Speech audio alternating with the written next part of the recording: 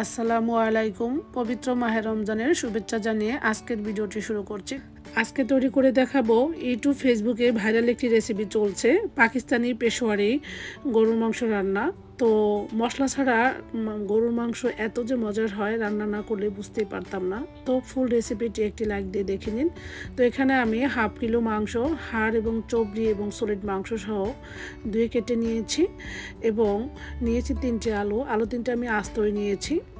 তো এই রান্নাটা করতে 3টি মশলাই হয়ে যাবে। তো 3টি মশলা রান্না করে এত বেশি মজার হয় কিভাবে সেটাই দেখবেন।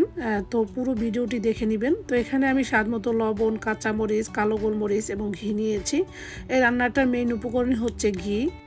তেল ব্যবহার করলে কিন্তু এই রান্নাটা একদমই ভালো লাগবে না। এজন্য আমি প্রথমেই 2 টেবিল চামচ ঘি দিয়ে আগে থেকে কেটে রাখা আলু 3টা দিয়ে আমি 3-4 মিনিটের মতো ভেজে নিব। তো আমি আপু ভাইদেরকে বলছি, রান্নাটা যেহেতু আমি করে খেয়ে আপনাদেরকে রিভিউ দিচ্ছি, এটা কিন্তু একদমই তেল দিয়ে করা যাবে না, আপনারা ঘি দিয়ে অবশ্যই রান্নাটা করবেন।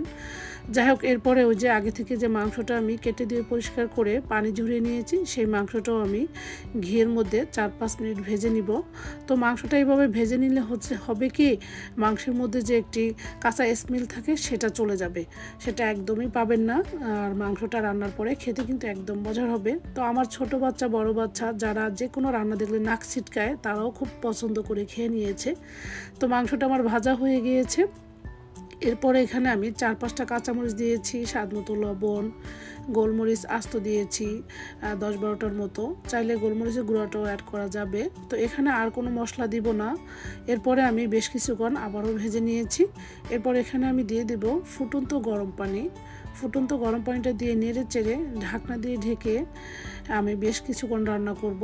তো অনেকেই দেখি এই রান্নাটা দমে বসিয়ে হাঁড়িতে করে, আবার অনেকেই প্রেশার কুকারও করেছে। তো আমি লং টাইম সময় নিয়ে এটা 2 ঘন্টার মতো সময় নিয়ে করেছি। তো রান্নাটা একদম পারফেক্ট এবং মজার ছিল।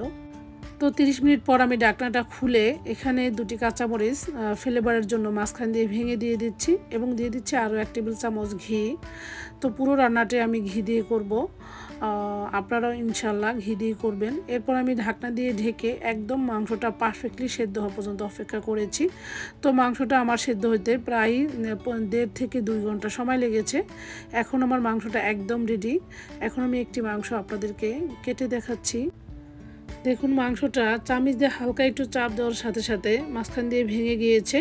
এটা এতটাই জুসি ভেতরটা এবং উপরটা এতটাই সফট হয়েছে, রান্না না করলে বুঝতেই পারবেন না। এই রান্নাটা বিশেষ করে গরুর পায়ের মাংসটা দিয়ে করলে বেশি ভালো হয়। এই তো আমি গরম গরম সার্ভ করেছি, আবারও একটু ভেঙে দেখাচ্ছি। দেখুন, গরমের জন্য ধরতে পারছি না, তারপরে একটু ভেঙে দেখাচ্ছি। দেখুন কতটা নরম এবং সফট হয়েছে। আশা করি রেসিপি ভালো লেগেছে। তো আজকের মতো এখানে বিদায় নিচ্ছি। সবাই ভালো থাকবেন। আল্লাহ হাফেজ।